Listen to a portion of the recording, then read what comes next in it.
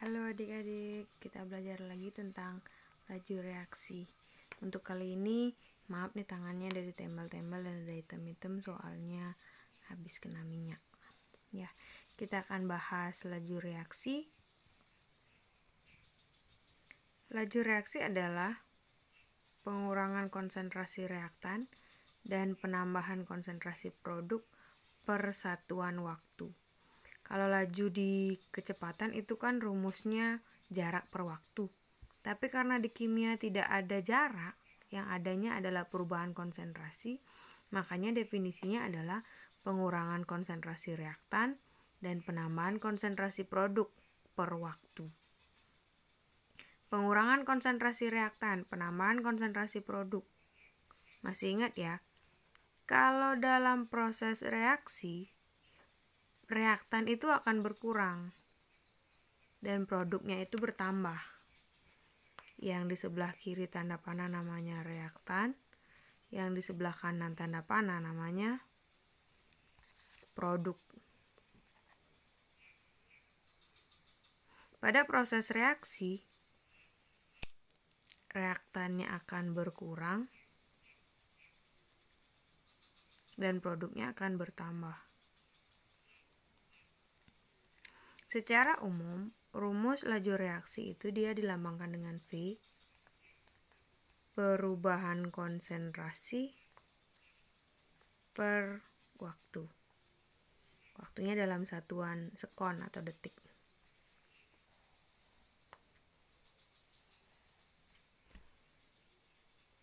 Berkurang, bertambah. Jadi kalau ditulis V-nya terhadap A itu sama dengan min delta konsentrasi per waktu.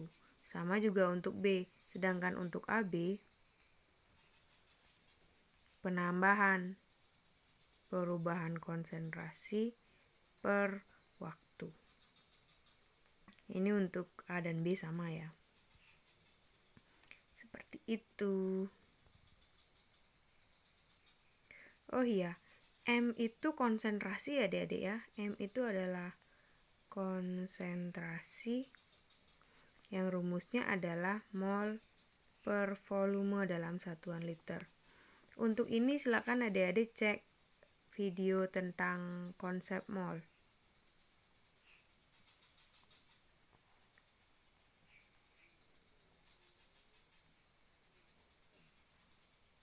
Dicek ya. Ini pelajaran kelas 1. Dan T-nya itu waktu dalam satuan sekon. Jika di soal atau di pembahasan adik-adik dikasih tahu suatu reaksi, ada koefisiennya. Nih pembicaraan kelas 1 ya, tolong dicek lagi. Ini namanya koefisien. Ini ada angka 1, ini ada angka 2. Sedangkan yang ini namanya indeks. Ya, indeks. Kalau ada seperti ini dan adik-adik dikasih tahu bahwa V-nya untuk berkurang reaksi, laju reaksinya hidrogen itu adalah A, molar per sekon gitu misalnya ya, ini V-nya. Berarti untuk mencari berapa laju berkurangnya O2, kita pakai perbandingan koefisien. Itu konsep mol juga, stokiometri ya. Jadi perbandingan koefisiennya itu sama dengan perbandingan lajunya. Jadi kalau kita tulis dulu 1/2 perbandingan koefisiennya O2 dan H2 itu akan sama dengan lajunya. Bilanglah lajunya O2 itu adalah X kita anggap, dan lajunya H2 adalah A. Jadi kalau mau dicari X-nya 1/2 kali A. Tanda positif negatif itu tidak dipakai ya, dia hanya untuk menandakan bahwa reaksinya berkurang, produknya bertambah. Jadi kalau dicari H2H2O-nya lajunya, kalau secara sederhana ya, koefisien dicari per koefisien diketahui dikali yang diketahui.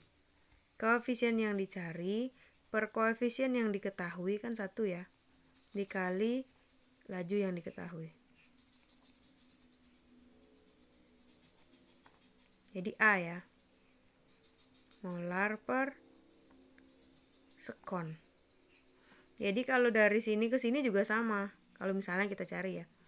Kalau dari H2 itu mau ke O2, hasilnya akan sama. 2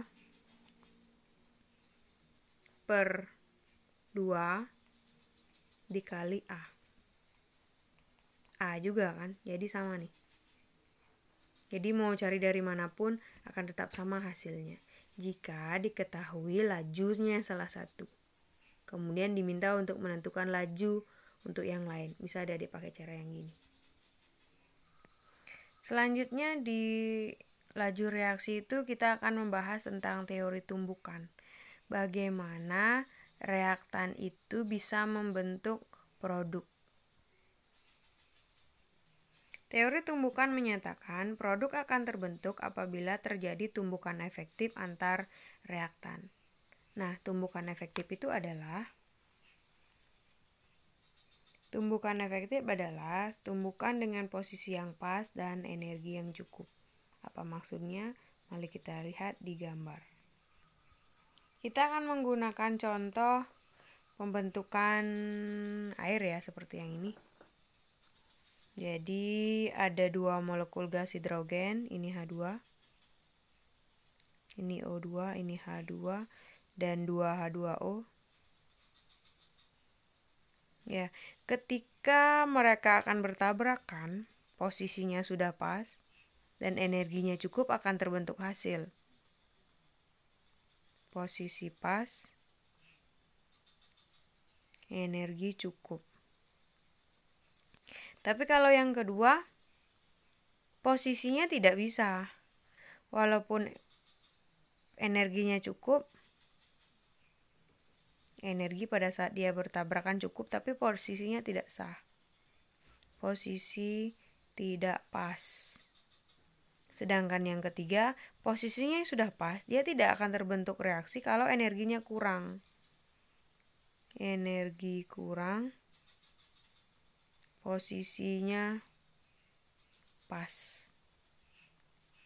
Walaupun posisinya pas, tapi energinya cukup, juga tidak akan terjadi hasil.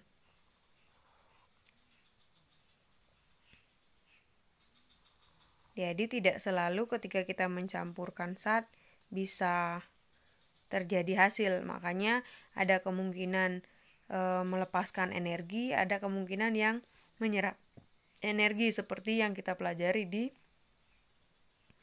termokimia di bab sebelumnya. Nah, teori tumbukan ini akan mempengaruhi, akan bisa kita gunakan untuk menjelaskan faktor-faktor yang mempengaruhi laju reaksi. Laju reaksi, cepat lambatnya suatu reaksi itu dipengaruhi oleh 3 faktor. 1, ada faktor konsentrasi. Banyak sedikitnya zat dalam larutan itu. Kalau konsentrasi kan sebenarnya jumlah mol dalam 1 liter larutan ya, itu penjelasannya konsentrasi dalam satuan molar. Tapi juga bisa kita ibaratkan kalau misalnya kita mencampurkan gula, yang kita tambahin gula lebih banyak kan rasanya lebih manis, itu namanya konsentrasinya lebih banyak daripada yang kita tambahin lebih sedikit, itu konsentrasinya lebih encer namanya. Jika kita hubungkan dengan teori tumbukan, konsentrasi itu semakin banyak zatnya, semakin banyak partikel zat terlarutnya, berarti kan semakin banyak kemungkinan tumbukan efektif. Semakin cepatlah reaksi itu terjadi. Itu hubungannya. Jadi banyak partikel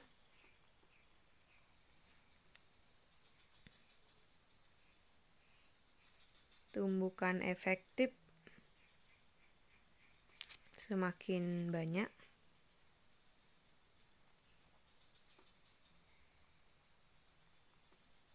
reaksinya jadi cepat.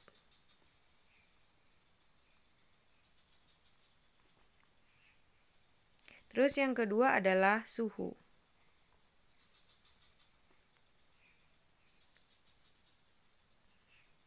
Suhu itu akan mempengaruhi pergerakan partikel ya.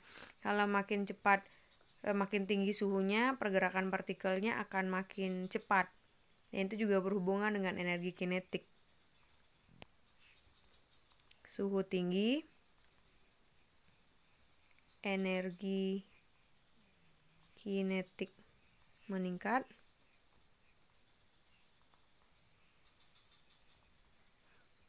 partikelnya bergerak cepat, lagi hubungannya ke tumbukan efektif. Tumbukan efektifnya makin banyak.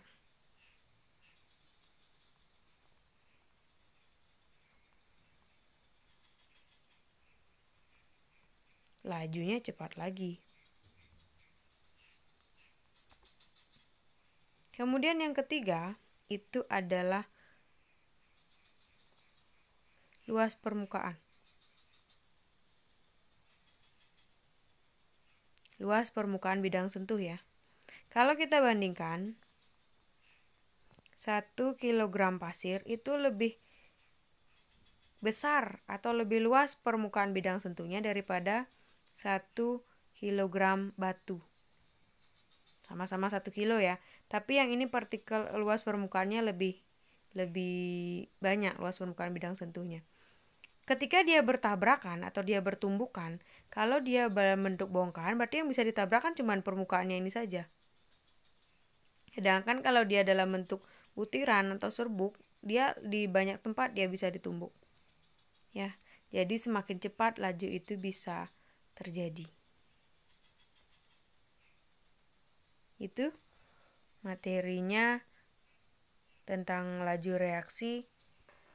Masih lagi satu adalah persamaan laju reaksi.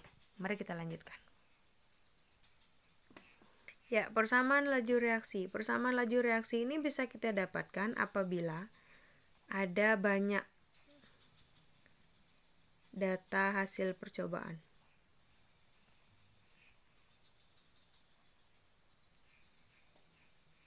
Nanti akan lebih jelas ketika kita lihat di soal. Ya. Persamaan laju reaksi itu hanya kita tentukan dengan pereaksinya atau reaktannya. Jadi kalau kita tulis V sama dengan K, konsentrasi A pangkat X, konsentrasi B pangkat Y. A dan B saja, koefisiennya juga kita tidak hiraukan.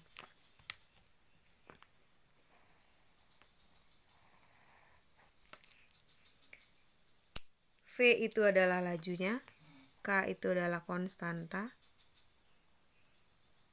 atau tetapan laju reaksi. Yang dalam kurung siku itu adalah konsentrasi, dan X juga Y ini adalah orde reaksi.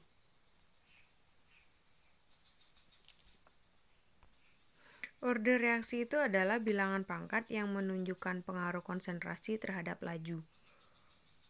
Bagaimana pengaruh konsentrasinya? Apakah ketika konsentrasi ditambahin dia makin cepat, makin lambat, makin cepat secara garis lurus, berbanding lurus atau bagaimana? Ada 3 yang sering dibahas ya, ada orde 0, orde 1, orde 2. Kalau dia orde 0, apapun yang dipangkatkan 0 itu sama dengan 1. Jadi dia tidak akan berpengaruh. Mau berapapun konsentrasi yang ditambahkan, ini konsentrasi ini laju ya. Berapapun konsentrasinya, itu lajunya akan tetap sama. Jadi dia tidak akan berpengaruh. Itu kurva untuk orde 0. Sedangkan kalau orde 1, kalau konsentrasinya ditambah ini kan pasti nambah juga. Jadi pengali ya. Sedangkan kalau orde 2 itu adalah persamaan kuadrat. Jadi melengkung dia. Ya, ini kurva untuk orde 0, orde 1, orde 2. Bagaimana caranya menentukan orde reaksi? Orde reaksi dihitung dengan membandingkan 2 persamaan laju reaksi. Cari X dengan data Y yang sama, cari Y dengan data X yang sama. Dicatat saja dulu, nanti akan kita perjelas ketika kita membahas soal. Dan lagi satu yang biasanya diminta untuk menentukan adalah menentukan konstanta atau menentukan K. Setelah orde reaksi ditemukan, jadi setelah kita hitung X dan Y-nya, baru bisa kita cari K. Konstanta atau K dihitung dengan memasukkan atau mensubstitusikan salah satu data hasil percobaan ke persamaan laju reaksi. Kalau kita baca penjelasannya bingung ya, kita akan coba bahas di contoh soal. Oke, silakan dicatat dulu. Selamat belajar.